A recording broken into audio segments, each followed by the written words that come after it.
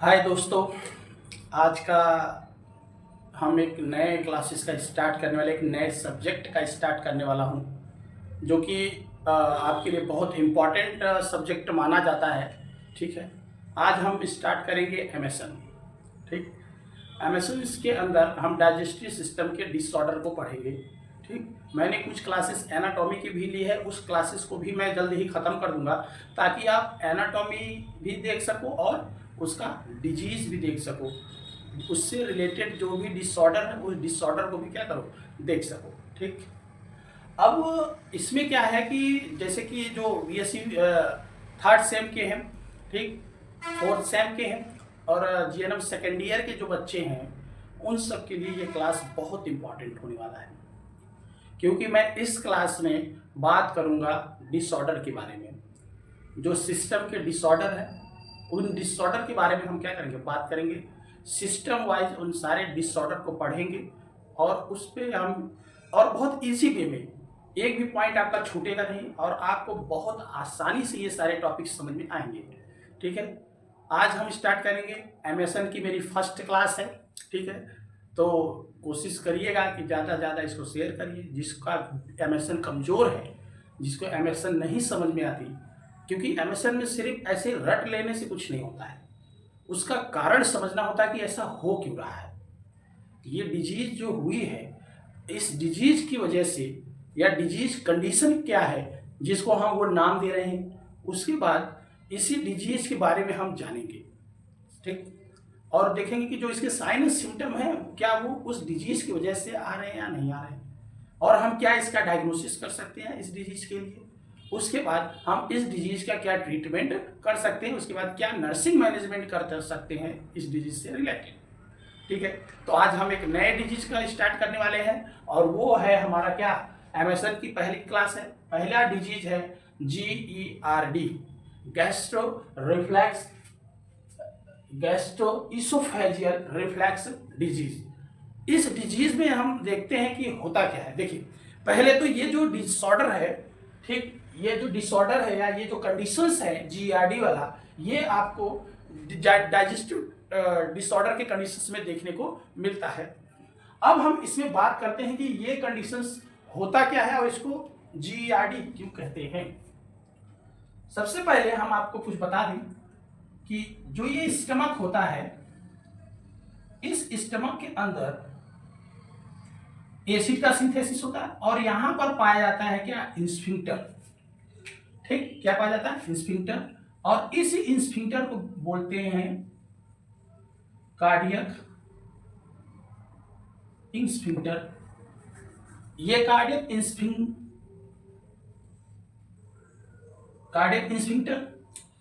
इसी cardiac sphincter को हम बोलते हैं लोअर इसोफेजियल इंस्फिंक्टर। क्या बोलते हैं, लोअर इसोफेजियल इंस्फिंक्टर। अब उसके बाद, अब देखो ये तो नॉर्मल है, और एक यहां इंस्फिंक्टर पाया जाता है जिसे पाइलोरिक इंस्फिंक्टर बोलते हैं।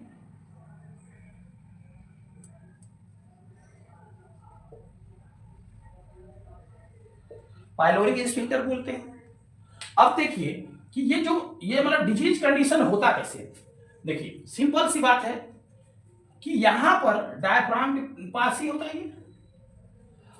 अब इस यहां पे ये जो कंडीशन क्रिएट होता है, इसमें होता क्या है कि जो हमारा ये इंस्फिंक्टर है, वो इंस्फिंक्टर क्या होता है, इनकम्प्लीट क्लोजर हो जाता है। मतलब कि ये जो इंस्फिंक्टर होता है ये कंप्लीट क्लोज होना चाहिए, लेकिन ये क्या होता है, लूज हो जाता है। या तो आप ऐसे कहते हैं incomplete closing of the cardiac sphincter, या तो कह देंगे loosening of the cardiac sphincter. अब जब ये लूज हो जाएगा तो इसमें क्या होगा कि जो इसके अंदर, जो स्टमक के अंदर यहाँ पे गैस्ट्रिक जो कंटेंट होता है, स्टमक के अंदर जो फूड होता है, उसके अंदर प्रेजेंट होता है क्या, HCl और पेप्सिन। ये दो चीज प्रेजेंट होते हैं, और HCl हाईली एसिडिक होता है। ये क्या होता है, हाईली एसिडिक होता है।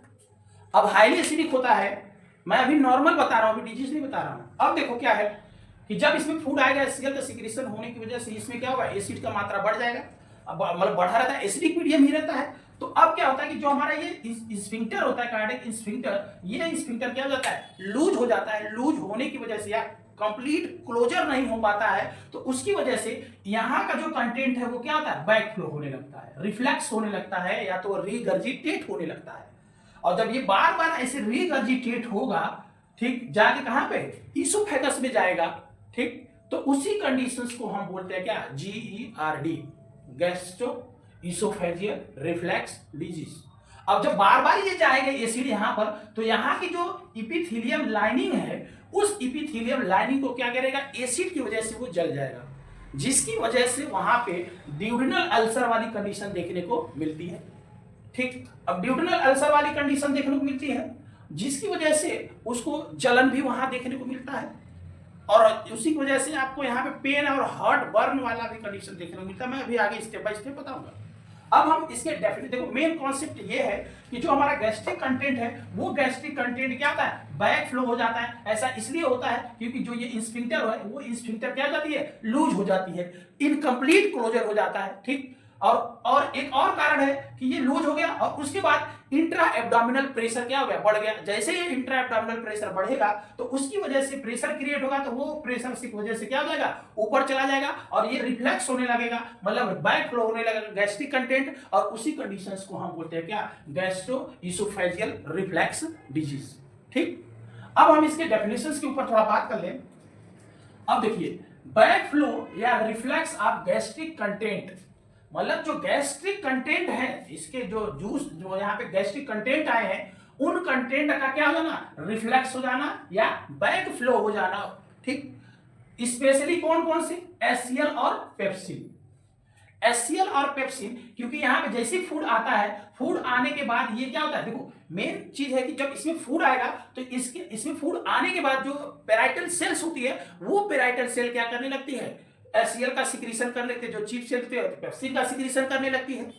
इस तरह से यहाँ पेप्सिन HCl का आ जाता है अमाउंट, इसमें क्या होता है, फूड में मिक्स हो जाता है। अब क्या होगा, ये बैक फ्लो होगा, जिसकी वजह से यहाँ जाके क्या करेगा, बर्निंग कर देगा।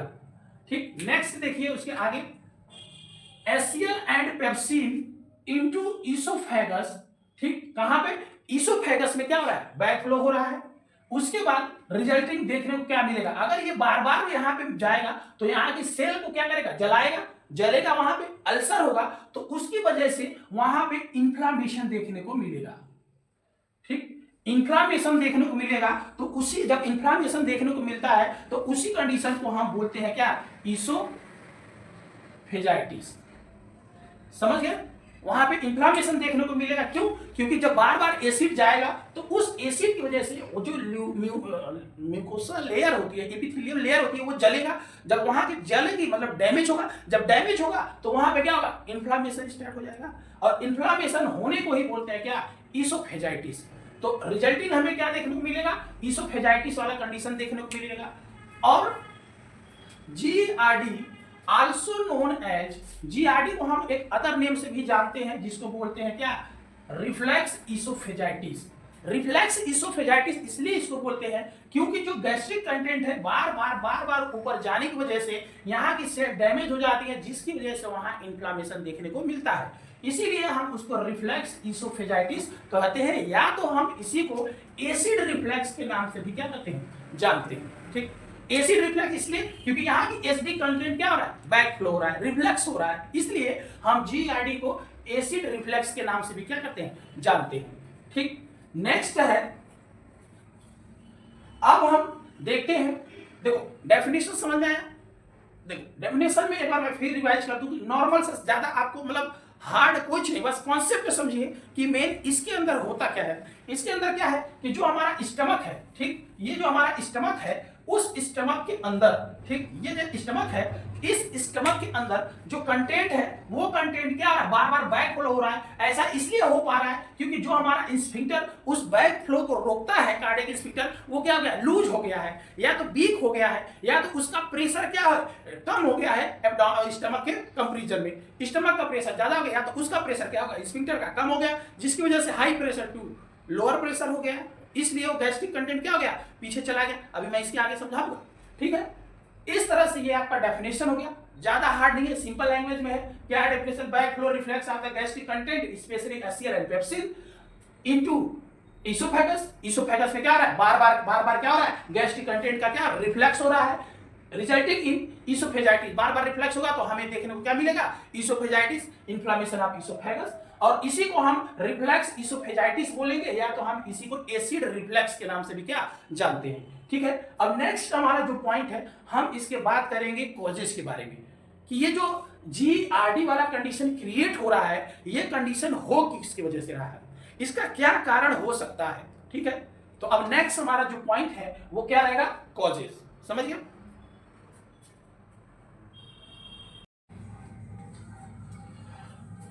अब देखिए, हम सारे कॉजेस के बारे में बात करेंगे जिसकी वजह से जीईआरडी वाले कंडीशंस क्या होते हैं? क्रिएट होते हैं। ठीक, हमने डेफिनेशंस को समझा, बहुत आसान लैंग्वेज में मैं देखो एक्सप्लेन कर रहा हूं आपको, ऐसा कोई हार्ड लैंग्वेज का इस्तेमाल नहीं कर रहा हूं जिससे कि आपको समझ में नहीं आता हो। ठीक है, एकदम आसान लैंग्वेज है, बस आप ध्यान से एक बार सुन लो, उसको बार बार अगर नहीं आ रहा है तो उसको बार बार देखो इस वीडियो को। नेक्स्ट हम जो पढ़ रहे हैं उसके कॉजेस के बारे में क्या पढ़ रहे हैं, कि ये जितने कॉजेस लिखे हैं ये सारे कॉजेस क्या होते हैं? जीआरडी कंडीशन कॉज कर सकते हैं। ठीक, नेक्स्ट है, पहला कॉज है आपका, पहला है इनकम्पिटेंट कार्डियक इंस्फिंक्टर, या तो loosening of the cardiac sphincter.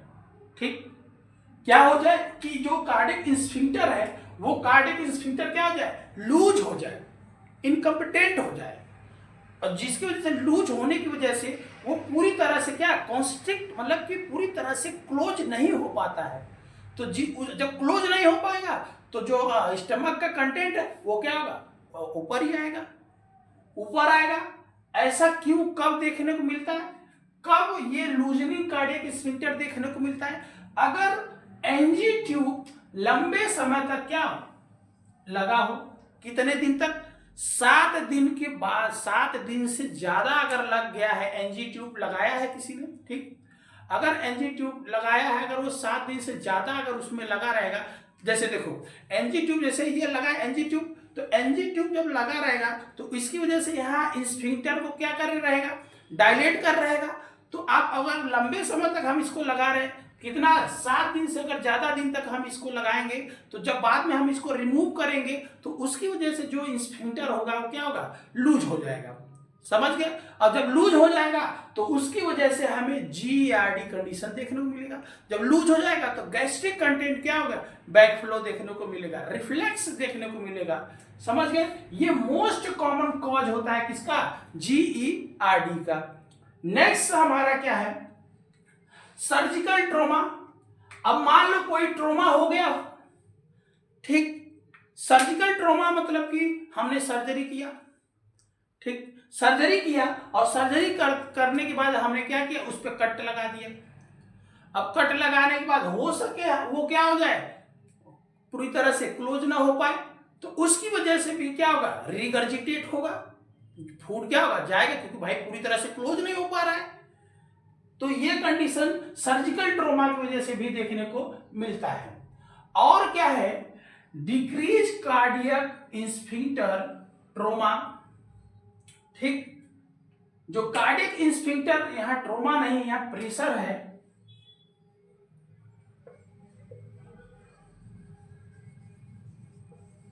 Decrease cardiac sphincter pressure. जो कार्डियक इंस्फिंक्टर है उसका भी एक क्या होता है? प्रेशर होता है। अगर वो प्रेशर क्या हो जाए? कम हो जाए, अपना जो उसका जो नॉर्मल प्रेशर कितना होता है? 20 mm ऑफ Hg होता है। अगर वो 20 mm ऑफ Hg से क्या हो जाए? कम हो जाए। जो जब कम हो जाएगा तो इंट्रा एब्डोमिनल प्रेशर, एक तरह से ऐसे कह लीजिए कि जो स्टमक का प्रेशर होता है या जो एब्डोमिन का प्रेशर होता है, वो प्रेशर क्या होता है? कार्डियक इंस्फिंक्टर के प्रेशर से या तो बढ़ जाए या तो कार्डियक इंस्फिंक्टर का प्रेशर ही क्या हो जाए? घट जाए। जब घट जाएगा तो हाई प्रेशर से क्या होगा, लोअर प्रेशर होगा, तब कार्डियक स्फिंक्टर जो होगा लूज हो जाएगा, क्योंकि वहां की प्रेशर क्या हो गया, उसका कम हो गया। तो ये जो एब्डोमिनल प्रेशर है, उस एब्डोमिनल प्रेशर क्या होगा, उससे ज्यादा हो जाएगा, तो और वो क्या होगा, हाई टू लोअर, इस तरह से फूड को क्या करा देगा, रिगर्जिटेट करा देगा और कॉज कर देगा क्या, GERD। तो ये ऐसा इसका जो प्रेशर है, वो प्रेशर का क्यों कम हो रहा है, कोई तो कारण होगा। इसका भी प्रेशर जो स्फिंक्टर है, इसका जो प्रेशर है, कार्डियक प्रेशर, वो क्यों कम हो रहा है, क्योंकि सबसे पहले इसमें या तो आप क्या हो, ज्यादा स्मोकर हो, ज्यादा स्मोकिंग कर रहे हैं, तो उसकी वजह से इस कार्डियक प्रेशर क्या हो जाएगा, कम हो जाएगा, तो GERD कंडीशन देखने को मिलेगा। या आप ज्यादा अल्कोहल ले रहे हैं, ठीक, अल्कोहल ज्यादा ले रहे हैं, तो उसकी वजह से भी कार्डियक स्फिंक्टर को प्रेशर कम देखने को मिलेगा। और उसके बाद अगर टोबैको खा रहे हैं, ठीक, टोबैको की वजह से भी क्या होगा, ये कार्डियक स्फिंक्टर क्या हो जाएगी, क्या होती है, लूज हो जाएगी, ठीक। तो लूज हो जाएगा, क्यों होगा लूज, क्योंकि उसका प्रेशर क्या कर देगा, कम कर देगा। उसके बाद हम कुछ फूड आइटम के बारे में बात करेंगे। कुछ फूड आइटम, जब अगर हम इन फूड आइटम का क्या करें, ज्यादा मात्रा में सेवन करने लगे, एक्सेसिव मात्रा में हम अगर इस फूड आइटम्स का यूज कर लेंगे, तो ये फूड आइटम की वजह से जो कार्डियक स्फिंक्टर का जो प्रेशर होता है, वो प्रेशर क्या होता है, कम हो जाता है, जिसकी वजह से हमें GERD वाली कंडीशन देखने को मिलती है। क्या क्या, अगर हम ज्यादा चाय या कॉफी पी रहे हैं, तो इसकी वजह से भी कार्डियक प्रेशर क्या हो जाएगा, कार्डियक स्फिंक्टर का जो प्रेशर है क्या हो जाएगा, कम हो जाएगा। उसके बाद अगर हम कार्बोनेटेड बेवरेज पी रहे हैं, कार्बोनेटेड बेवरेज में जैसे आपका क्या हो गया, जो सोडा हो गया, स्प्राइट हो गया, पेप्सी हो गया, कोला हो गया, ये सब क्या होते हैं, जो कार्बोनेटेड बेवरेज होते हैं, जो आजकल के बच्चे ज्यादा मात्रा में पीते हैं, लाइक भी करते हैं उस चीज को पीने के लिए, ठीक है। तो उसकी वजह से भी जो कार्डियक स्फिंक्टर का प्रेशर होता है, वो भी क्या हो जाएगा, कम हो जाएगा। जब कम होगा तो GERD वाला कंडीशन देखने को मिलेगा, रिगर्जिटेट होने लगा, भाई स्फिंक्टर ही लूज हो गया। अब पता चला दरवाजा लूज हो गया, दरवाजा लगाए, और दरवाजा लगाने के बाद क्या हुआ, उसका कुंडी ये नहीं लग रहा है, ठीक, कुंडी लग रहा है तो क्या है कि दरवाजा का वो जो कड़ी होती है, वो कड़िए से काम नहीं कर रहा है, तो इसकी वजह से बार बार दरवाजा क्या आ रहा है, खुल जा रहा है हवा लग के, तो क्या होगा, हवा अंदर आएगा, मतलब गैस्ट्रिक कंटेंट क्या होगा, इसोफेगस में जाएगा, तो जला देगा, हो गया क्या, GERD। दूसरा क्या है, सिट्रस जूसेस, सिट्रस जूसेस लेने की वजह से भी जो कार्डियक स्फिंक्टर होता है, उसका प्रेशर क्या होता है, कम हो जाता है। पता चला आपको बार बार जूस पीने का आदत है, आए मारे तुरंत रस गार के पानी में मिलाए, नींबू का रस, ऑरेंज जूस, दलाक से 2 गिलास दबा दिए, तो बार बार अगर एक्सेसिव आप इसका अगर ले रहे हो, ज्यादा मात्रा में अगर इसको आप कंज्यूम कर रहे हो, तो उसकी वजह से भी ये आपके स्फिंक्टर का प्रेशर क्या कर सकता है, कम कर सकता है, जिसकी वजह से आपको GERD वाले कंडीशन देखने को मिलते हैं। दूसरा क्या है, अगर आप फैटी डाइट ज्यादा मात्रा में ले रहे हैं, तब एक तो ये फैटी डाइट डाइजेशन होने में टाइम लगता है, स्टमक के अंदर बड़ा रहेगा, स्टमक के अंदर जब ये पड़ा रहेगा तो स्टमक का प्रेशर भी क्या करेगा, बढ़ा देगा, क्योंकि डाइजेशन नहीं होगा जल्दी ये, ठीक। तो उसकी वजह से क्या होगा, कार्डियक स्फिंक्टर का ये प्रेशर क्या करता है, लो करा देगा, और लो कराएगा तो जैसे ही लो होगा तो क्या होगा, रिगर्जिटेशन देखने को मिलेगा, हो गया GERD कंडीशन।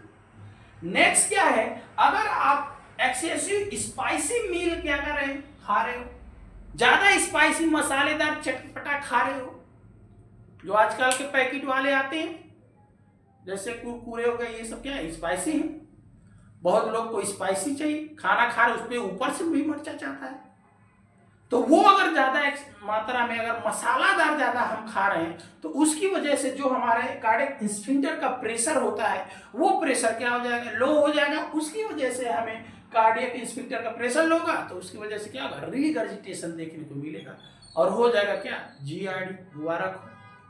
नेक्स्ट है, अगर हम चॉकलेट ज्यादा मात्रा में अगर हम चॉकलेट खा रहे हैं, तो इस चॉकलेट की वजह से भी क्या हो रहा है, स्फिंक्टर का प्रेशर क्या हो रहा है, कम हो रहा है, तो GERD हो गया, मुबारक हो। फिर उसके बाद क्या है, पिपरमिंट। पिपरमिंट आते हैं ना, पिपरमिंट जैसे पान वान में देखते हैं अक्सर डाल के सब लोग खाते भी हैं, तो वो पिपरमिंट का अगर हम ज्यादा इस्तेमाल कर रहे हैं तो वो पिपरमिंट भी क्या करेगा, कार्डियक स्फिंक्टर का प्रेशर को क्या कर देगा, कम कर देगा। और वो कम कर देगा तो उसकी वजह से भी हमें क्या, GERD वाले कंडीशन देखने को मिलेंगे।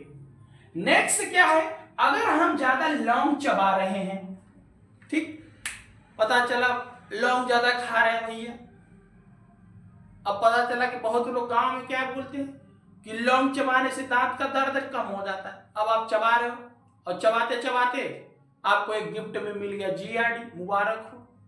तो अगर लंबे से ज्यादा आप खा रहे हैं लौंग तो उसकी वजह से कार्डियक स्फिंक्टर का क्या हो जाएगा, प्रेशर डाउन हो जाएगा। और जब डाउन हो जाएगा तो क्या होगा, लो भैया हो गया रिगर्जिटेशन, मुबारक हो, GERD हो गया। नेक्स्ट अब हम बात करते हैं, कुछ ड्रग्स ऐसी होती हैं, अगर उन ड्रग्स को भी हम ले रहे हैं तो उनके साइड इफेक्ट हमें क्या, कार्डियक स्फिंक्टर का जो प्रेशर है उसको कम कर देता है। जैसे कौन कौन सी ड्रग्स हैं, अगर हम एंटी कोआगुलेंट ड्रग्स ले रहे हैं तो ये भी क्या करेगा, कार्डियक स्फिंक्टर का प्रेशर कम कर देगा। अगर बीटा एडर्जिक ब्लॉकर ले रहे हैं तो ये भी कार्डियक स्फिंक्टर का प्रेशर कम कर देगा। कैल्शियम चैनल ब्लॉकर ले रहे हैं तो ये भी कार्डियक स्फिंक्टर का क्या करेगा, प्रेशर कम कर देगा। एक क्या ले रहे हैं, डायज़ेपाम ले रहे हैं या डिजॉक्सिन ले रहे हैं तो ये भी क्या करेगा, कार्डियक स्फिंक्टर का प्रेशर क्या कर देगा, कम कर देगा। उसके बाद मॉर्फिन ले रहे हैं तो ये भी कार्डियक स्फिंक्टर का क्या कर देगा, कम कर देगा। या तो हम नसेट्स ले रहे हैं, नसेट्स मतलब NSAIDs, non steroid anti inflammatory drugs, इनका भी अगर हम इस्तेमाल कर रहे हैं, यूज कर रहे हैं तो उसकी वजह से भी कार्डियक स्फिंक्टर कम हो जाएगा। और नेक्स्ट है प्रोजेस्टेरॉन की वजह से भी ये क्या होते हैं, जब प्रोजेस्टेरॉन का जो ड्रग्स होता है उसका अगर हम ड्रग्स लेंगे तो उसकी वजह से भी कार्डियक स्फिंक्टर क्या हो जाएगा, उसका प्रेशर कम हो जाएगा। और नेक्स्ट है थियोफाइलिन। ये जो ड्रग्स है, अगर इन ड्रग्स का हम ज्यादा इस्तेमाल कर रहे हैं तो उसके या टॉक्सिसिटी की वजह से, उसका इस्तेमाल करने टॉक्सिसिटी की वजह से, या तो उसका इस्तेमाल हमेशा हम यूज ले रहे हैं तो उसकी वजह से इस स्फिंक्टर का जो प्रेशर है ये मेडिसिन क्या कर देगी, कम कर देगी। और जैसे ही कम करेगी तो वो पूरी तरह से क्या, क्लोज नहीं हो पाएगा। जब क्लोज पूरी तरह से नहीं होगा तो हो गया GERD, क्योंकि प्रेशर बढ़ेगा, एब्डोमिनल प्रेशर तो कम नहीं होगा। एब्डोमिनल प्रेशर बढ़ा और तुरंत सड़क से अंदर बाहर की तरफ आ गया और बाहर आया, जला दिया, हो गया हार्ट बर्न। ठीक है, नेक्स्ट हमारा जो कॉज है, ठीक, अब नेक्स्ट हमारा जो कॉज है displacement of the cardiac sphincter.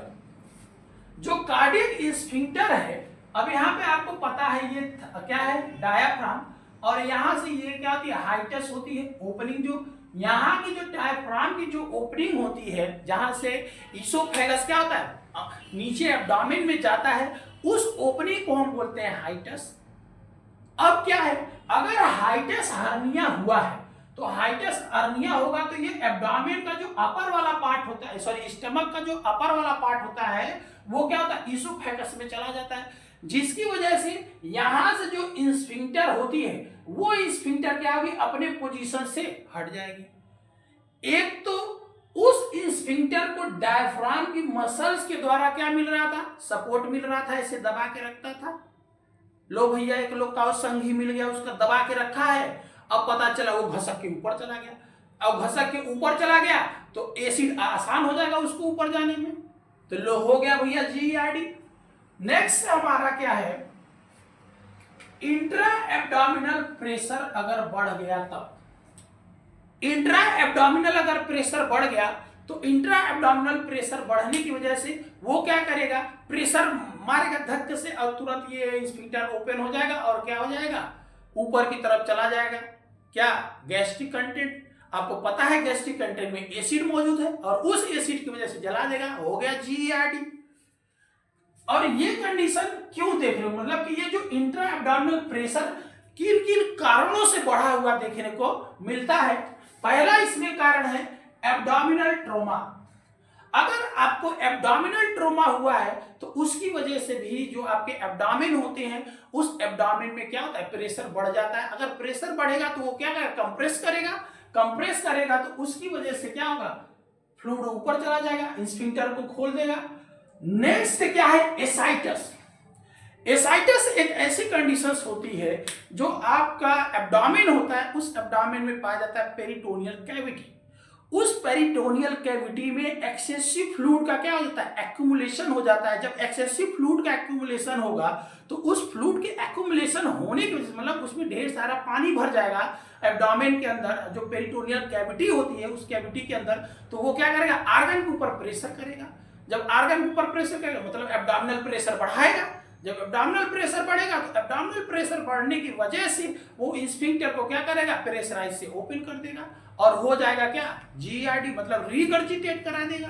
तो हो गया जीईआरडी। नेक्स्ट क्या है, प्रेग्नेंट वुमन।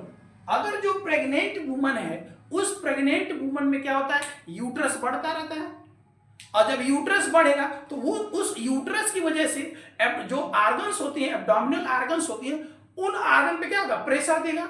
ऐसे बढ़ता रहेगा, ऐसे बढ़ता रहेगा और प्रेशर देगा। जब प्रेशर देगा तो उस प्रेशर की वजह से एब्डोमिनल प्रेशर क्या आ जाएगा, बढ़ जाएगा। क्योंकि भाई जब बढ़ेगा तो स्पेस लेगा, जब स्पेस लेगा तो प्रेशर ऑलरेडी वहां का बढ़ जाएगा, और जब बढ़ेगा तो उस प्रेशर की वजह से ये क्या होगा, कार्डियक स्फिंक्टर क्या होगी, ओपन हो जाएगी और वहां गैस्ट्रिक कंटेंट क्या होने, बैकफ्लो होने लगेगा। तो हो गया जीईआरडी। नेक्स्ट है ओबेसिटी। अगर मोटापा ज्यादा है तो चर्बी भरी रहती है, मोटे हैं तो मोटे लोग का देखोगे पेट ऐसे बजाओगे टन टन बजता है। क्यों, क्योंकि उनकी जो मसल्स होती है, यहाँ की मसल्स क्या फैट डिपॉजिट हो जाता है स्किन में, तो उसकी वजह से वो क्या करते हैं, कंप्रेस करते हैं। ऐसा लगता है बैंड की तरह कोई क्या है दबा रहा है। इसी वजह से क्या होगा, प्रेशर क्या होगा, एब्डोमेन का बढ़ जाएगा, और जब बढ़ जाएगा तो वो क्या करेगा, प्रेशर की वजह से कार्डियक स्फिंक्टर को क्या कर देगा, ओपन कर देगा, और ओपन कर देगा तो जीईआरडी कंडीशन देखने को मिलेगा। नेक्स्ट है हैवी मील्स। अब पता चला आप एक नंबर के खाने वाले इंसान हो, गए हो अपना कहीं बम्पर सिस्टम में, पा गए एकदम लाइन लगा के कहीं लगा हुआ है। अब तुम्हारे दिमाग में ये आया है कि पैसा भाई चंदा वहां दिए हैं तो हम पूरा सपेटेंगे, और उसी के चक्कर में आप 2 थरिया 3 थरिया दबा के क्या करते हो, खा लेते हो। एब्डोमेन एकदम फूल जाता है, फिर भी सोचते हो लास्ट जाते जाते आइसक्रीम भी बच जाती है, वो भी रगड़ दिए। अब प्रेशर क्या हो गया, एब्डोमेन का बढ़ गया, हैवी मील ज्यादा खा लिए तुमने। जब ज्यादा खा लिए तो प्रेशर क्या हो गया, बढ़ गया, तो उसकी वजह से क्या होता है, कार्डियक स्फिंक्टर प्रेशर की वजह से ओपन हो गया। तो कभी कभी आप देखे होंगे जब कोई जब ज्यादा खा रहता है, अब कोई पेट पे ऐसे टन्नी से ठोक भी देता है तो ऐसा लगता है तेरी की, तुरंत खट्टा खट्टा फील होता है। ऐसा वाला भी होता है। या तो कहीं आप जा रहे हो, या तो कोई सामान उठाने के लिए बोल दिया, ठीक, अब पता चला खा के आए हो एकदम दबा के, बम्पर सिस्टम का आइटम एकदम फूला हुआ है, प्रेशर बढ़ा हुआ है, ऐसे जाओगे और बोल दिया भैया कोई सामान उठा दो, ऐसे सामान उठाने गए और प्रेशर बढ़ गया उठाने की वजह से, और तुरंत धड़ाक से ओपन हो गया प्रेशर बढ़ने की वजह से, और कंटेंट कहाँ गया, इसोफेगस में, हो गया जीईआरडी, और तुरंत खट्टा खट्टा महसूस होता है, आपने फील भी किया होगा। नेक्स्ट हमारा क्या है, ये सब जो मैंने बता रहा, ये सब जो प्रॉब्लम्स बता रहे हैं, ये कॉजेस क्या करवा रही है, इंट्रा एब्डोमिनल प्रेशर को क्या कर रही है, बढ़ा रही है। नेक्स्ट है गैस प्रोड्यूसिंग फूड्स। ऐसे फूड आइटम्स जिसको खाने की वजह से, जैसे आप देखोगे अक्सर बहुत लोग को डेयरी जो प्रोडक्ट्स होती हैं, अगर डेयरी प्रोडक्ट्स वो खा रहा है या ले रहा है, ईटिंग कर रहा है, तो उसकी वजह से क्या होता है, वहां पे गैस बनने लगता है। अपने जो एब्डोमेन जो इंटेस्टाइन है, उस इंटेस्टाइन में क्या होता है, गैस बनने लगता है। गैस जब बनने लगता है तो उसकी वजह से प्रेशर बढ़ने लगता है। स्टमक के अंदर गैस बनने लगता है, तो गैस बनने के बाद कहाँ, फंडस में स्टोर होता है, और वहां पे क्या होगा भाई, पूरे एब्डोमेन में स्टमक में बढ़ेगा, तो स्टमक में प्रेशर बढ़ेगा, तो उस प्रेशर की वजह से इंट्रा एब्डोमिनल प्रेशर क्या होगा, बढ़ जाएगा, और बढ़ेगा तो क्या करेगा, कार्डियक स्फिंक्टर को ओपन कर देगा, और वहां का कंटेंट कहां चला जाएगा, इसोफेगस में। हो गया जीईआरडी। नेक्स्ट है टाइट क्लॉथिंग। अब टाइट क्लॉथिंग में अगर हम देखने को देखें, आजकल के जो बच्चे ज़्यादा हैं, अब तो बहुत लोग भाई थोड़ा लूज लूज पहनने लगे और लूजा ढीला टी शर्ट पहनने का आदत पकड़ लिया है। पहले क्या था, अभी भी मतलब गर्ल्स में भी ऐसा प्रॉब्लम देखने को मिलता है कि वो क्या करते थे, टाइट क्लॉथ पहनती है। बहुत क्या है कि ऐसे होते कि अपना ये फैट छिपाने के लिए टाइट क्लॉथ पहनती है, तो दबा रहता है कि भैया पता न चले हमारा पेट और बाहर आया है। तो इसकी वजह से क्या होगा, अब दबाए हैं और उस दबाने की वजह से एक्सटर्नल फोर्स क्या करेगा, एब्डोमेन पे काम करेगा। एक्सटर्नल फोर्स जब एब्डोमेन पे काम करेगा तो उसकी वजह से एब्डोमेन का प्रेशर क्या हो जाएगा, बढ़ जाएगा। और जब एब्डोमेन का प्रेशर बढ़ेगा तो उसकी वजह से, प्रेशर की वजह से कार्डियक स्फिंक्टर क्या हो जाएगा, ओपन हो जाएगा और वहां का कंटेंट क्या हो जाएगा, बार बार इसोफेगस में जाने लगा। पता चला हम का भाई फैशन दिखाने के लिए टाइट पहन रहे हैं और लोग मुबारक हो, उस टाइट कपड़ा पहनने की वजह से आपको क्या जीईआरडी कंडीशंस हो गया, मुबारक होगा, जीईआरडी हुआ टाइट कपड़ा की वजह से। नेक्स्ट क्या है, डिलेड गैस्ट्रिक इम्पटी। अब जो ये डिलेड गैस्ट्रिक इम्पटी ये है कि मतलब कि जो आपके स्टमक है वो स्टमक क्या हो रहा है, सही से खाली नहीं हो रहा है। इसका कारण यह है कि जो पाइलोरिक स्फिंक्टर होता है, जो यहां पर पाइलोरिक स्फिंक्टर पाया जाता है, उस स्फिंक्टर में क्या हो जाए, स्टेनोसिस। वो स्फिंक्टर एक तो कंट्रोल्ड इम्पटी होता है, ये मतलब कि ये एक साथ नहीं छोड़ता है, 5-5 ml छोड़ता रहता है, क्योंकि भाई एक साथ छोड़ेगा तो वो तो काइम में एसिड होता है, अगर एक साथ छोड़ेगा तो वो क्या करेगा, ड्यूडेनल अल्सर कॉज कर देगा। इसीलिए हमारे स्फिंक्टर, ये जो कार्डिक पाइलोरिक स्फिंक्टर होता है, ये पाइलोरिक स्फिंक्टर कंट्रोल्ड इम्पटी करती है। मतलब कि 5 ml छोड़ा फिर रुक गया, 5 ml छोड़ा फिर रुक गया। ये इतना कम कम इसलिए छोड़ता है ताकि जो ये काइम, इसके अंदर जो स्टमक एसिडिक कंटेंट है, वो एसिडिक कंटेंट को आगे जो ब्रूनर्स ग्लैंड की द्वारा म्यूकस का सिक्रीशन हो रहा है D1 में, वो क्या करे, उसको न्यूट्रलाइज कर दे। और पैंक्रियाटिक जूस उधर से आ रहा है, बाइल आ रहा है, वो मिलकर क्या कर दे, इसको न्यूट्रलाइज कर दे। अब पता चला एक साथ ही अगर छोड़ दिए, ठीक, तो वो क्या कर पाएगा, उसको न्यूट्रलाइज नहीं कर पाएगा, जिसकी वजह से आपको ड्यूडेनल अल्सर देखने को मिलता है। ठीक, तो मिल सकता है। तो इसीलिए वहां पे क्या हुआ कि अगर पाइलोरिक स्टेनोसिस है तो ये पाइलोरिक स्टेनोसिस क्या करेगा, यहाँ के फूड को आगे फॉरवर्ड ही नहीं होने देगा। मतलब कि पाइलोरिक स्टेनोसिस का मतलब कि ये जो पाइलोरिक स्फिंक्टर है ये ओपन ही नहीं होगा, तो फूड जो स्टमक के अंदर जो फूड है वो फूड क्या होगा, आगे निकलेगा नहीं, तो वो उसी में स्टोर रहेगा। जब स्टोर रहेगा, पता चला तुम गए 2 थरिया और खा लिए, और जब खा लिए तो उसके बाद क्या होगा, और प्रेशर बढ़ गया, लो भैया वो तो पास नहीं हो रहा था, तब से तुम 2 थरिया और चबा लिए। उसके बाद क्या हुआ, वहां पे प्रेशर क्या हो गया, बढ़ गया। अब जब प्रेशर बढ़ गया तो उसकी वजह से हमें कौन सा कंडीशन देखने को मिल सकता है, जीईआरडी। समझ में आया? ये सारे आपको मैंने कॉजेस बता दिए कि इन सब कॉजेस से आपको जीईआरडी वाली कंडीशन देखने को मिल सकती है। बहुत सिंपल वे में मैंने आपको समझाया है, एक भी ऐसा पॉइंट नहीं होगा जो आपको नहीं समझ में आया हो। ठीक, आप इसको क्या करें, अच्छे से देखें, आप नोट्स भी बना सकते हैं, क्लास को बार बार रिवाइंड करके देखिए, नहीं समझ में आ रहा है। उसके बाद अब हमारा नेक्स्ट पॉइंट होगा क्या, अब हमने क्या किया, जीईआरडी पढ़ लिया, इसके कॉजेस को समझ लिया कि क्यों हो रहा है ये जीईआरडी। अब नेक्स्ट हम इसका पढ़ने जा रहे हैं पैथोफिजियोलॉजी। समझ गए? नेक्स्ट पॉइंट हमारा क्या है, पैथोफिजियोलॉजी। देखते हैं पैथोफिजियोलॉजी में क्या क्या देखने को मिलता है।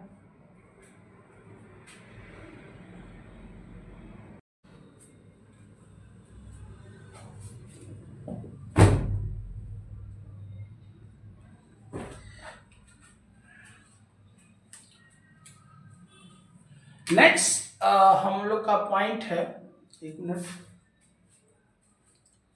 नेक्स्ट हम लोग का पॉइंट है क्या, पैथोफिजियोलॉजी। पैथोफिजियोलॉजी की जीईआरडी कंडीशन अगर हो रहा है तो उसकी वजह से क्या देखने को मिलता है, क्या इसका पैथोफिजियोलॉजी क्या होता है। ठीक है, तो अब देखते हैं हम पैथोफिजियोलॉजी। पैथोफिजियोलॉजी में क्या है, पहले ड्यू टू क्या, इनकम्पिटेंट लोअर इसोफेजियल स्फिंक्टर, या तो आप ऐसे कह सकते हैं कि जो लोअर इसोफेजियल स्फिंक्टर मतलब जिसे कार्डियक स्फिंक्टर बोलते हैं, इसको क्या बोलते हैं, लूज या लूजनिंग ऑफ कार्डियक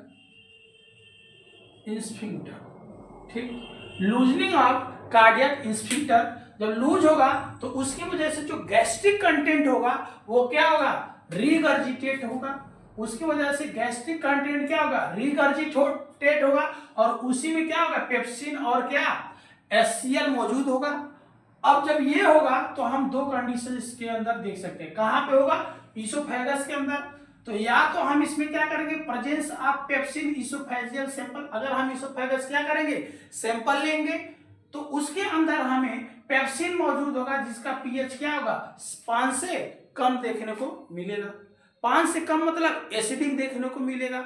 जब अगर आप सैंपल लिए, वहां सैंपल निकाला, उस सैंपल को हमने चेक किया तो हाँ हमें पेप्सिन प्रेजेंट था और वहां का पीएच क्या था, 5 से कम देखने को मिला, मतलब एसिडिक पीएच है। तो हम इससे सस्पेक्ट कर लेंगे कि मतलब क्या हो रहा है, रीगर्जिटेट हो रहा है। ठीक, नेक्स्ट पॉइंट है कि अब जैसे ही अगर बार बार रीगर्जिटेट होगा तो वहां की जो टिश्यू है, म्यूकोसा वाली जो लेयर है, वो इनर म्यूकोसा लेयर क्या होती है, इंटेस्टाइन की इनर मोस्ट लेयर होती है, तो वो इनर मोस्ट लेयर क्या होगी, डैमेज होगी।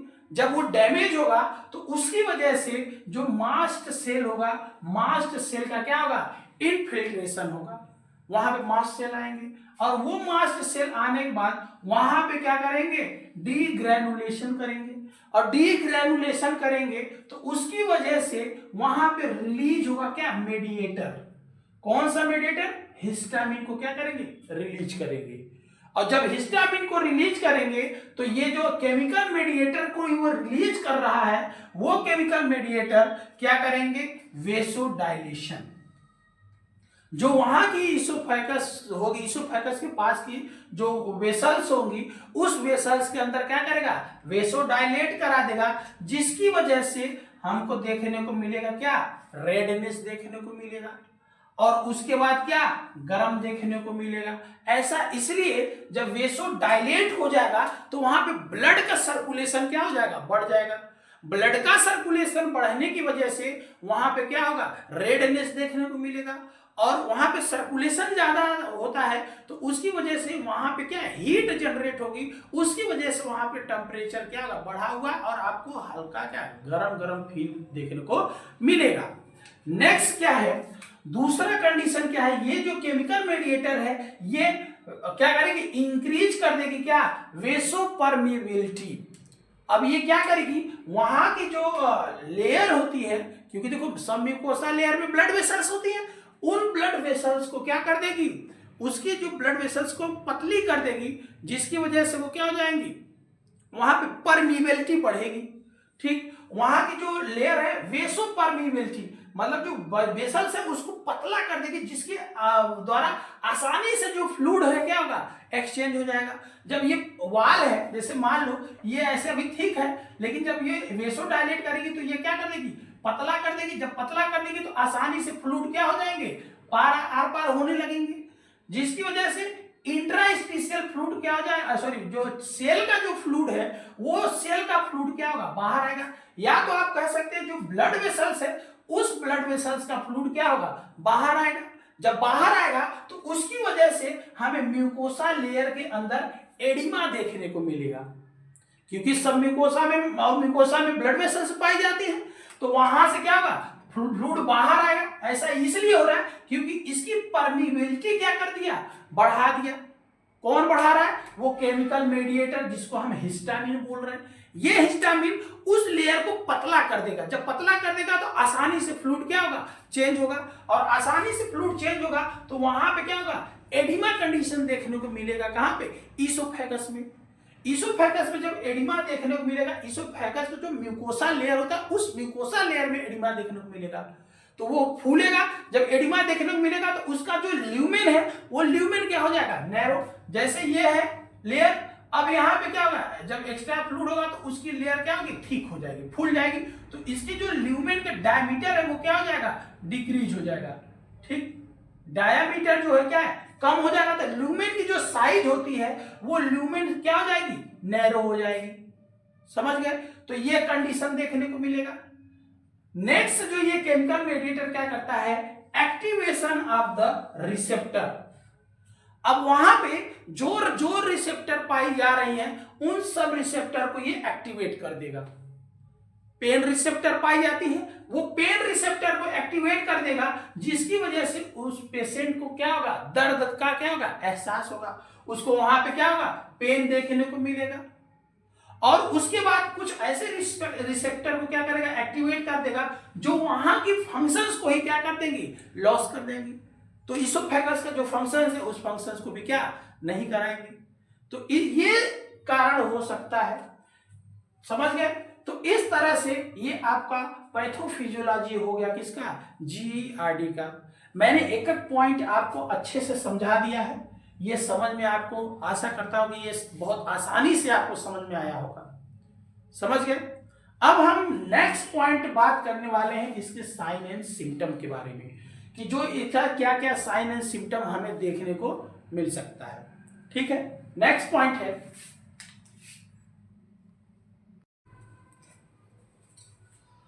देखो दोस्तों,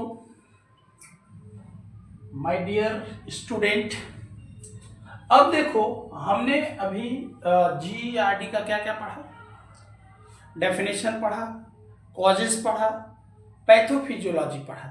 अब हम नेक्स्ट हमारा जो हेडिंग है वो क्या है, साइन एंड सिम्टम, या हम क्लिनिकल मैनिफेस्टेशन या क्लिनिकल फीचर्स। ठीक, अब क्या देखने को मिलेगा, अगर जीईआरडी वाला कंडीशन है तो उसकी वजह से सबसे पहले आपको पेन देखने को मिलेगा। ऐसा क्यों? क्योंकि जब एसिड रिफ्लेक्स होगा तो उस एसिड की वजह से क्या होगी, जो म्यूकस की लाइनिंग क्या होगी, डैमेज होगी। तो डैमेज होने की वजह से वहां से क्या होगा, एक्टिवेट हो जाएगा पेन रिसेप्टर, और आपको क्या होगा, पेन होगा। ठीक, तो आपको पेन क्या होगा। और यह पेन क्या होता है, most common sign and symptom होता है किसका, जीईआरडी का। अब इस पेन के बारे में हम जान ले कि ये जो पेन होगा तो कहां पे होगा, इसका लोकेशन क्या है, रेट्रोस्टर्नम। जो स्टर्नम है उस स्टर्नम के क्या होता है, नीचे। ठीक, स्टर्नम के नीचे या स्टर्नम के बीच में। ठीक, यहां पे क्या होगा, आपको ये पेन का लोकेशन आपको क्या होगा, फील होगा। ठीक, यहां पे फील होगा। उसके बाद क्या होगा, उस जो पेन होगा उसका नेचर कैसा होगा, तो उसका नेचर होगा क्या, बर्निंग जैसा, जैसे कोई चीज जल रहा है अंदर, हॉट बर्न कंडीशन देखने को मिलेगा, बर्निंग सेंसेशन आपको देखने को मिलेगा। क्योंकि भाई एसिड आएगा वो जलाएगा, जिसकी वजह से आपको पेन देखने को मिलेगा स्टर्नम के नीचे, मतलब स्टर्नम है उसी के नीचे, रेट्रो मतलब पीछे। ठीक, स्टर्नम के पीछे, जिसकी वजह से आपको क्या, बर्निंग वाला सेंसेशन देखने को मिलता है, जिसी को हम क्या बोलते हैं, हार्ट बर्न। दिल क्या हो रहा है, जल रहा है। लेकिन वहां पे ये दिल जलने वाला नहीं है, ये क्या है, एसिड से जलने वाला बर्निंग सेंसेशन है। ठीक, नेक्स्ट पॉइंट है, अब देखते हैं कि उसका रेडिएशन क्या है, मतलब वो किस तरह से रेडिएट होगा एक स्थान से दूसरे स्थान। अगर ये पेन जब बढ़ेगा तो ये क्या होगा, एक स्थान से दूसरे स्थान फैलेगा। कैसे फैले, कहां कहां पे, अगर ये क्या हो रहा है, स्टर्नम में होगा तो उसकी वजह से क्या होगा, चेस्ट में भी पूरे ये क्या होगा, फैलेगा, तो चेस्ट भी पूरा आपको दर्द देखने को मिलेगा। उसके बाद क्या होगा, ये फैल के क्या होगा, नेक तक जाएगा, गर्दन तक, नेक पे जाके क्या होगा, यहां तक दर्द आपको देखने को मिलेगा, और फैलते फैलते आपको लोअर जॉ की तरह चला जाएगा, यहाँ जबड़े में होगा। उसके बाद क्या होगा, लेफ्ट शोल्डर तक ये पेन क्या होगा, रेडिएट होगा। समझ गए? पहले स्टार्टिंग कहां से हुआ, लोअर इसोफेजियल स्फिंक्टर से, वहां से स्टार्टिंग हुआ, और फैलते फैलते दर्द क्या होगा, दर्द जबड़ा तक गया, और लोअर शोल्डर, लेफ्ट शोल्डर तक क्या होगा, ये दर्द होगा। अब इसका एग्रीवेटर क्या होगा, एग्रीवेटर का मतलब है कि ऐसा क्या चीज है जो इस चीज को और बढ़ा दे, दर्द को और क्या करे, सीवियर कर दे, बढ़ा दे, दर्द को और बढ़ा दे। तो इसमें अगर हम फैटी एसिड वाले गैस इंजेक्शन लेंगे, जैसे मान लो हमने कोई एसिडिक चीज भी खा लिया या कोई ऐसा एसिडिक या जो होगा वो क्या करेगा, अगर मान लो जला हुआ है फिर से रिगर्जिटेट हुआ तो फिर से एसिड आके वहां क्या हुआ, लग गया।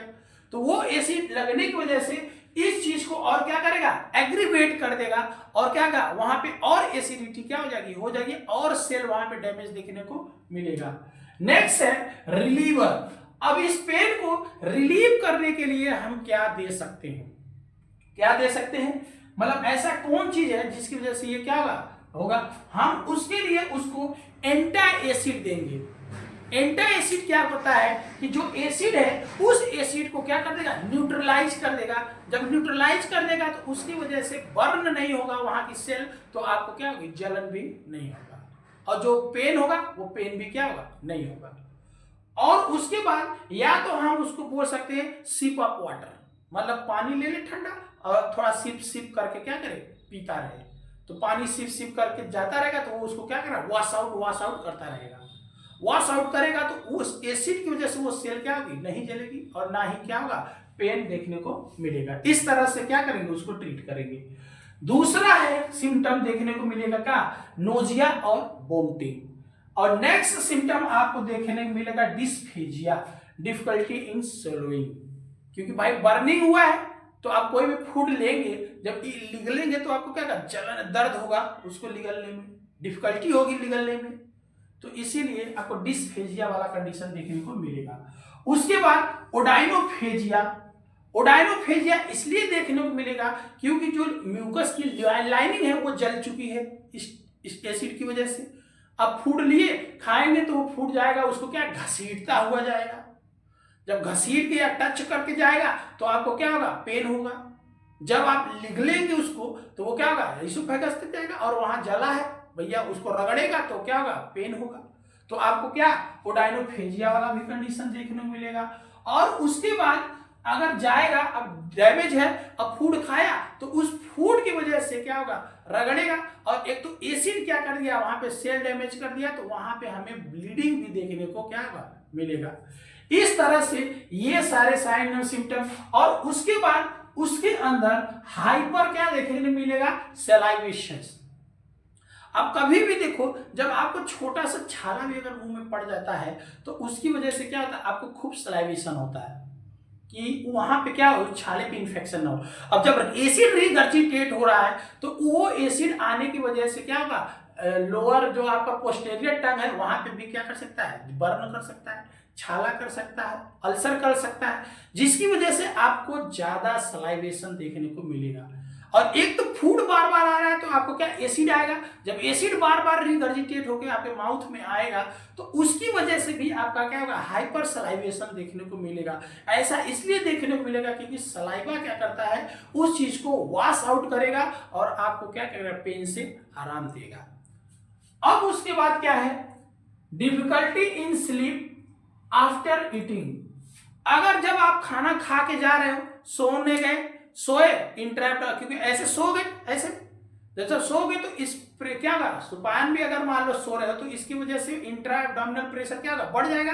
एक तो आपका स्फिंक्टर क्या है, लूज है, और तुरंत वो खाना का कंटेंट कहाँ जाएगा, इसोफेगस में, तो आप सो ही नहीं पाओगे।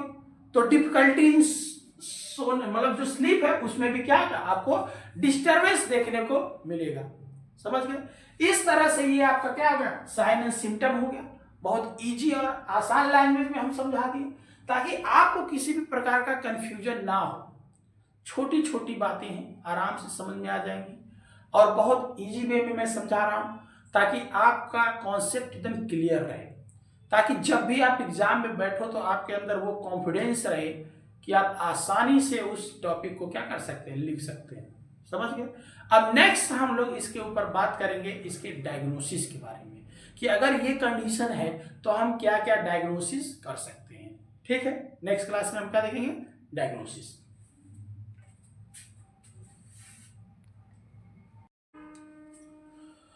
अब देखो हम नेक्स्ट जो हमारा पॉइंट है जीआईडी का क्या है, डायग्नोसिस। अब जीआईडी को हम डायग्नोसिस करने के लिए क्या क्या जांचें कर सकते हैं या क्या क्या क्या हम टेस्ट कर सकते हैं। ठीक है, नेक्स्ट अब हम इसमें देखते हैं कि हमारा जो जीईआरडी है उसके अंदर सबसे पहले आप क्या करेंगे, हिस्ट्री लेंगे और क्या कंप्लीट हिस्ट्री लेंगे और उसका क्या करेंगे, कंप्लीट फिजिकल एग्जामिनेशन करेंगे उस पेशेंट का। दूसरा क्या है, उसके अंदर हम एंडोस्कोपी करेंगे। ठीक, एंडोस्कोपी में क्या होता है, एंडोस्कोप डाला, एंडोस्कोप डाल के हम क्या करें, विजुलाइज करेंगे, मॉनिटर पे दिखेगा। एंडोस्कोप जब डालेंगे तो मॉनिटर पे दिखेगा, तो उससे हम देख लेंगे कि कहाँ कहाँ पे क्या हुआ है, जला हुआ है।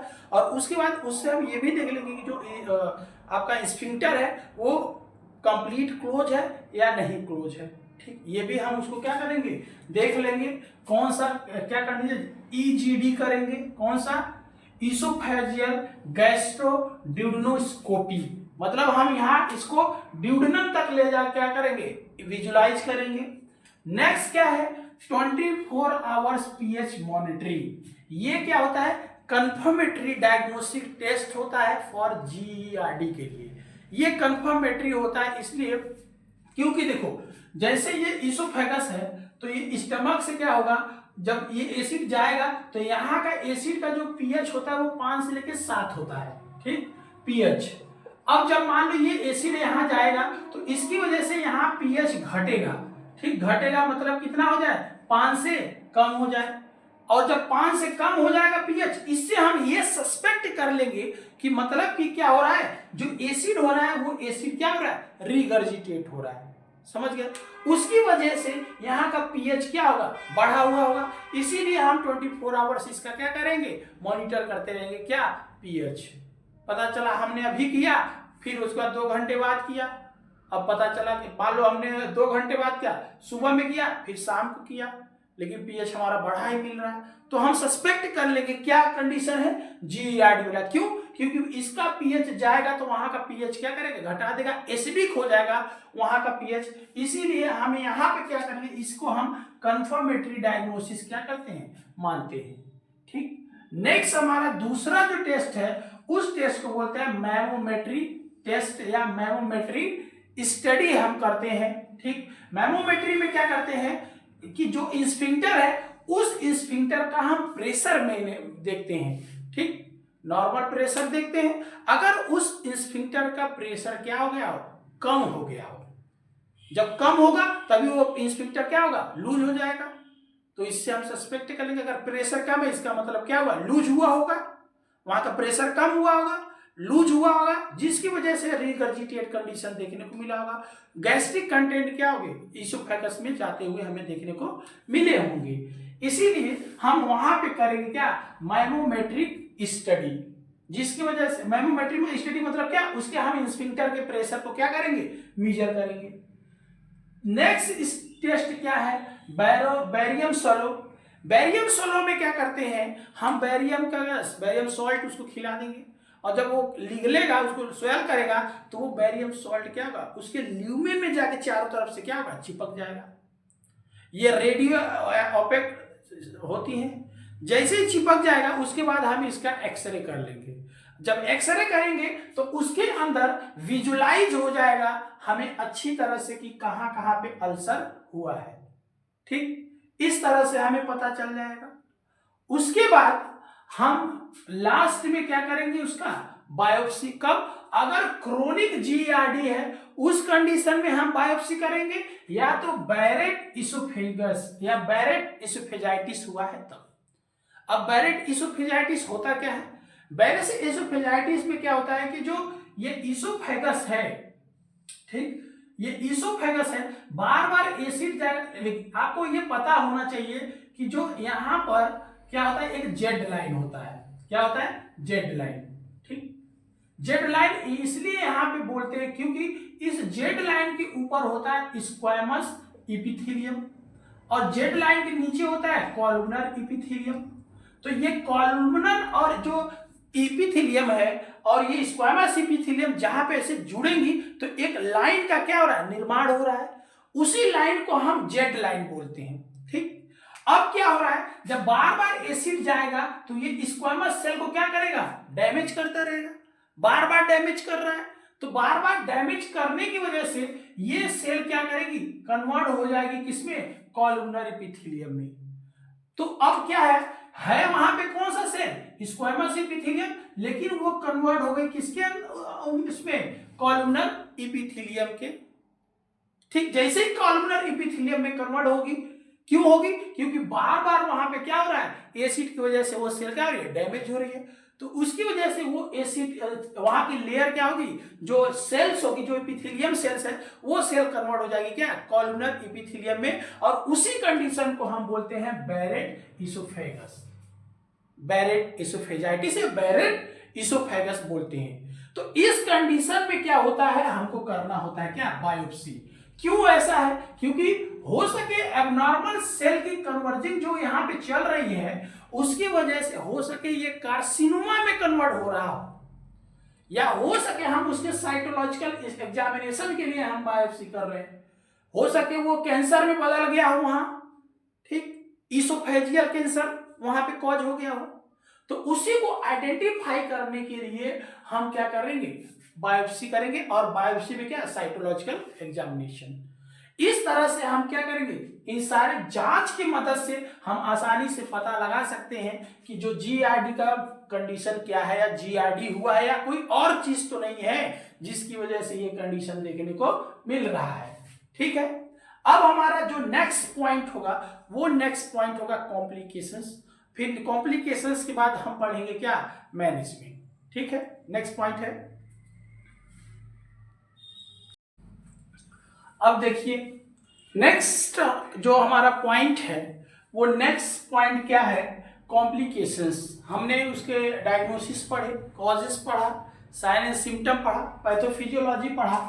अब नेक्स्ट हमारा क्या है, कॉम्प्लिकेशंस। क्या क्या कॉम्प्लिकेशन देखने को मिल सकता है, जीआरडी कंडीशन है तो उसकी वजह से क्या अदर कॉम्प्लिकेशन देखने को मिल सकते हैं।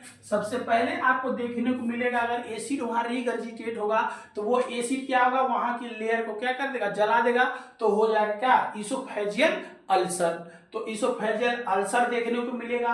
और अगर रीगर्जिटेट फूड हो रहा है, कहाँ पे, बार बार रीगर्जिटेट हो रहा है, तो रीगर्जिटेट होने की वजह से जो गैस्ट्रिक एसिड होगा वो क्या होगा, माउथ से बाहर आएगा। जब माउथ से बाहर आएगा तो क्या होगा, दांत को भी टच करेगा, जो टीथ है उसको भी क्या करेगा, टच करेगा। तो उसकी वजह से जो डेंटल इरोजन वहां पे हमें देखने को मिलेगा, स्पेशली किसमें, थर्ड मोलर के अंदर, क्योंकि थर्ड मोलर सबसे लास्ट में होती है। उसके बाद उसके अंदर हमें रेस्पिरेटरी प्रॉब्लम या रेस्पिरेटरी कॉम्प्लिकेशंस देखने को मिलते हैं। कैसे मिलेंगे, अगर रीगर्जिटेट होगा, जब रीगर्जिटेट होगा तो उसमें सबसे ज्यादा चांस होगा कि वो कहां चला जाए, एक्सपायर हो जाए।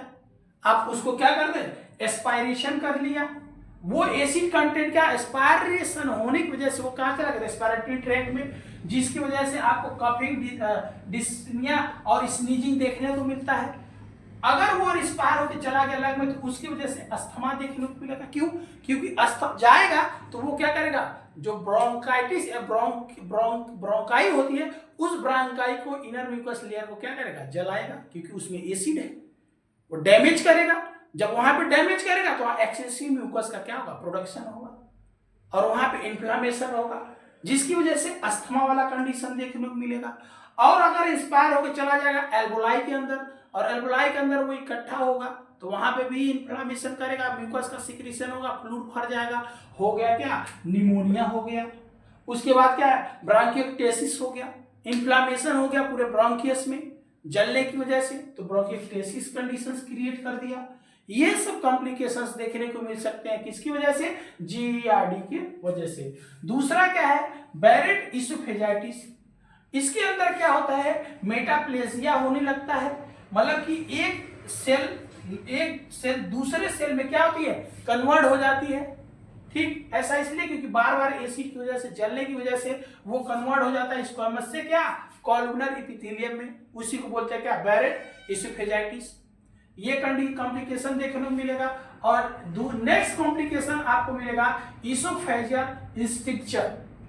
इसोफेजियल इंस्टिंक्चर इसलिए देखने को मिलेगा क्योंकि जब बार बार एसिड जाएगा तो वो बार बार एसिड वहां की सेल को डैमेज करेगा, तो वहां क्या होगा, स्कार टिश्यू का फॉर्मेशन होगा। ठीक, स्कार टिश्यू का फॉर्मेशन होगा तो वो स्कार टिश्यू क्या होगा, श्रिंक होगी आगे चल के। जब स्कार टिश्यू फॉर्मेशन होता है उसका नेचर होता है श्रिंक होना, तो उसकी वजह से यहाँ पे हमें इसोफेजियल इंस्टिंक्चर भी देखने को मिलेंगे। ठीक है, ये आपका सिंपल सा कॉम्प्लिकेशंस है, हालांकि आपको समझ में आ गया होगा, छोटे छोटी कॉम्प्लिकेशंस है, आसानी से, बहुत इजी है। ठीक है, अब हमारा जो नेक्स्ट पॉइंट है वो हमारा मैनेजमेंट। ठीक है, मैनेजमेंट हम पढ़ेंगे नेक्स्ट क्लास में। आज के लिए इतना ही। आपको बहुत बहुत धन्यवाद कि आप लोग हमें इतना प्यार दे रहे हो। बस ऐसे ही अपना प्यार बनाए रखो, ज़्यादा से ज़्यादा आप शेयर करो इस क्लासेस को। जो जिसको जिसको मतलब कि कन्फ्यूजन होता है, एमएसएस का कोई भी टॉपिक है, मैं एमएसएस की क्लासेस स्टार्ट कर दिया हूँ, एनाटॉमी का भी और एमएसएस का भी। ठीक है, तो उस एमएसएन में आपको मैं एकदम अच्छे से पूरी कॉन्सेप्ट दे दूंगा, ताकि आपको कभी भी कंफ्यूजन ना रहे कि ऐसा क्यों हो रहा है। ठीक है, तो आज के लिए इतना ही। कोशिश करिए ज़्यादा से ज़्यादा वीडियो को क्या करें, शेयर करें। ठीक, जिसको नहीं समझ में आता है उसको शेयर करें, जो पढ़ने में बच्चा वीक है उसको शेयर करें, ताकि वो इस क्लास को देख के अपना कॉन्फिडेंस बढ़ा सके। ठीक, और उसके बाद क्या सके, अपना जो एकेडमिक पेपर है, जो एग्जाम है, उस पेपर में क्या कर सके, अच्छा नंबर ला सके। ठीक है, तो आज के लिए इतना ही। धन्यवाद। लाइक करिए, सब्सक्राइब करिए और शेयर करिए, और अपना सपोर्ट बनाए रखिए। Thank you.